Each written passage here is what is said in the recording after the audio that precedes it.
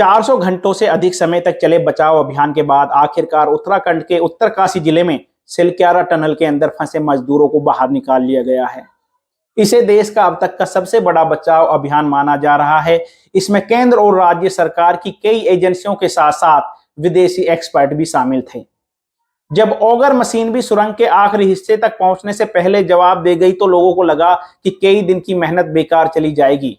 लेकिन सोमवार को अंतिम 12 मीटर का मलबा हटाने के लिए बुलाए गए रेत माइनर्स ने कमाल ही कर दिया।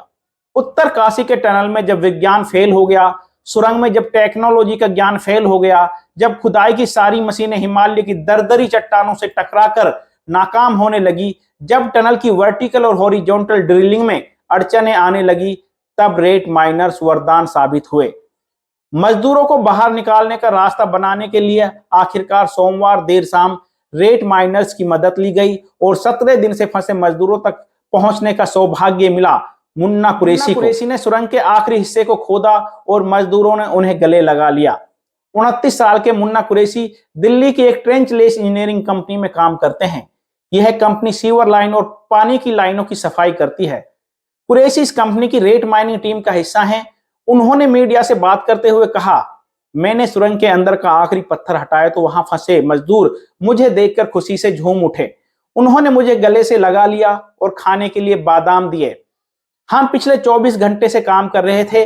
उन्होंने मुझे जो इज्जत दी वह मैं जिंदगी भर नहीं भूल सकता। इस बेहद मुश्किल ऑपरेशन में शामिल लोगों की खूब तारीफ हो रही है। यहां तक कि देश के प्रधानमंत्री नरेंद्र मोदी ने भी उनके जज्बे को सलाम किया है। फिरोज नाम के एक दूसरे रेत माइनर ने कहा कि जब हम टनल के अंदर पहुंचे तो खुशी से हमारे आंसू निकल गए। हम सभी खुश थे।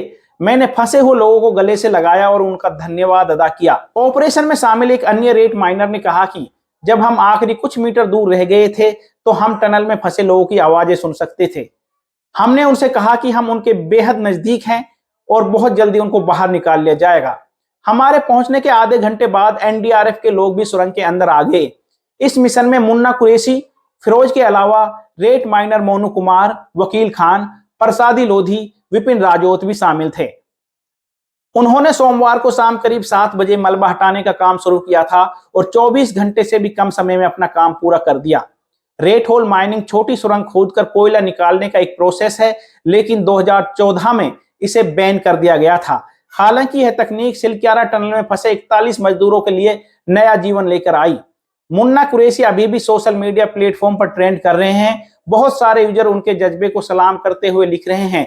एक एक्स यूजर अशरफ हुसैन लिखते हैं कि टनल में फंसी 41 जिंदगियों को बचाने वाले वकील खान और मुन्ना कुरैशी आज इस देश के हीरो हैं। उनके हौसले, हिम्मत, जज्बे को करोड़ों सलाम। एक दूसरे यूजर हंसराज मीना लिखते हैं कि उत्तरकाशी में 41 जिंदगियों को बचाने वाले वकील खान और मुन्ना कुरैशी को सलाम। देश को आप दोनों की मेहनत पर गर्व है। एक तीसरे यूजर अब्दुल रहमान लिखते हैं कि सुरंग में 15 दिन से फंसे 41 मजदूर बाहर आ गए हैं।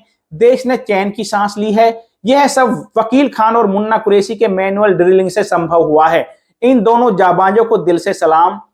दोस्तों, रेत माइनर्स मुन्ना कुरैशी पर हमारी रिपोर्ट आपको कैसी लगी कृपया कमेंट करके बताएं और हमारे चैनल को सब्सक्राइब करें, वो बेल आइकन दबाएं। मैं आपका दोस्त वसीम अकरम, धन्यवाद।